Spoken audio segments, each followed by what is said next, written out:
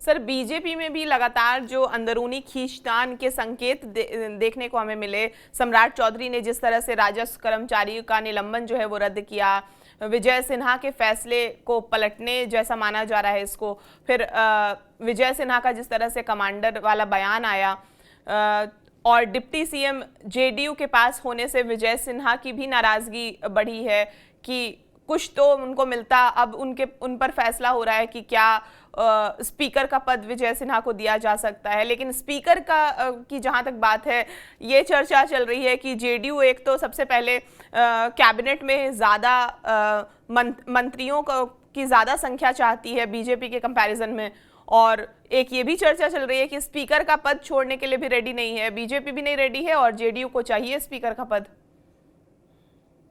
देखिए, जहाँ तक हमने पहले भी कहा है कि जिस तरह से विजय कुमार चौधरी की बातें चल रही हैं हवा में, और जिस तरह से प्रेस सर्किल में, राजनीतिक गलियारों में विजय कुमार सिन्हा को पनिश किया गया, अभी तक पनिश कहाँ किया गया। देखिए, जिस तरह से अभी तक पनिशमेंट कहाँ हुआ है उनका, इसलिए नहीं हुआ कि जब चीफ मिनिस्टर थे नीतीश कुमार तो 2 डिप्टी सीएम था भाजपा। ये एक समझौता था, सैद्धांतिक समझौता था कि, और जब सम्राट चौधरी हुए तो 2 मिल गया जनता दल यूनाइटेड, तो फिर एक इनको डिप्टी सीएम का पोस्ट कैसे मिलेगा।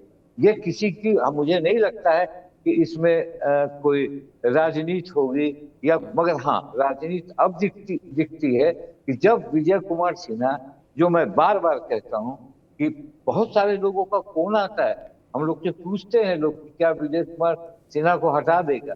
उन्होंने बहुत अच्छा काम किया भूमि सुधार में, और कम से कम बहुत लोगों को एक उम्मीद दिखाई है कि हाँ, जिस तरह आप सर्किल या बीडीओ के कार्यालय में जाकर दौड़ते थे, जिस तरह से पैसों का बंटरबाट होता था, वो रुका।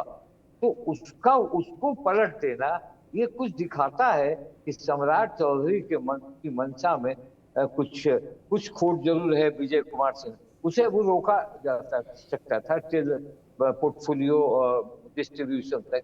और मुझे लगता है कि आपने जो कहा कि अब उनके लिए तो 2 ही पद है, एक तो विधानसभा के अध्यक्ष का पद है, या पार्टी के प्रदेश अध्यक्ष का पद है। पार्टी के प्रदेश अध्यक्ष के पद का अभी तुरंत संजय सारागवी हुए हैं, मुझे नहीं लगता है कि वो भी फुलफिल हो पाएगा। और नीतीश कुमार ने जिस तरह से बटखरा डाल दिया है कि मुझे चाहिए, तो कहीं वो नहीं होगा तो फिर विजय कुमार सिन्हा के लिए क्या मसला होगा। देखिए, मसला ये होगा कि विजय कुमार सिन्हा को नंबर 2 बनाना होगा, कहना होगा कि ये नंबर 2 है, पहले पर सम्राट चौधरी है, दूसरे पर विजय चौधरी है, विजय सिन्हा है, उनको दिया जाए भूमि सुधार, बोलेंगे भूमि सुधार देंगे, और भी कुछ डिपार्टमेंट दिया जाए। इसको रिजॉल्व करने की पूरी कोशिश हो गई है। बंगाल का चुनाव है, आज बंगाल का चुनाव चल रहा है, 29 तारीख तक मुझे लगता है ये सारी चीजें होमवर्क होंगी, और बाद 2 या 3 तारीख को जब निकलेगा रिजल्ट, अब मुझे अभी भी लगता है कहीं उससे पहले वोट न हो जाए। कल की बात है, अब कल का मसला भी है, मैटर बहुत इंपॉर्टेंट, उसमें बहुत बड़ा ट्विस्ट है कल के विधानसभा की बैठक। बिल्कुल, फ्लोर टेस्ट जिस तरह से होगा और उसमें क्या निकलकर सामने आता है, उस पर भी हम बातचीत करेंगे।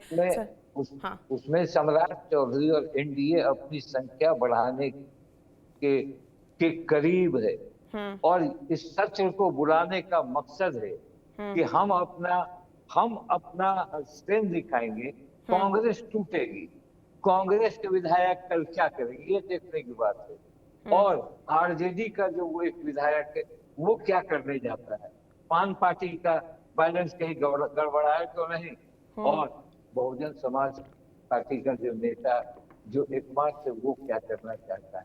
तो रात भर कल होमवर्क हुआ है एनडीए की तरफ से। चर्चा तो पहले, और रघुवर सिंह ने साफ कह दिया कि 4 एमएलए कांग्रेस के टूट करा रहे हैं, साफ कह दिया, और ये भी इसमें दम है।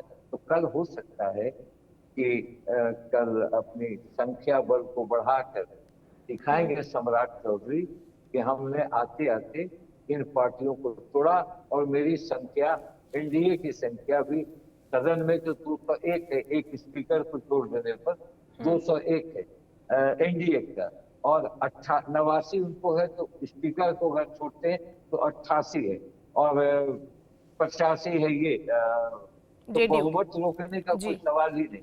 बहुमत कहीं कोई परेशानी नहीं, बहुमत बढ़ाने के लिए ये सत्र बुलाया गया, और ये भी कहा जाएगा कि मैंने फ्लोर टेस्ट की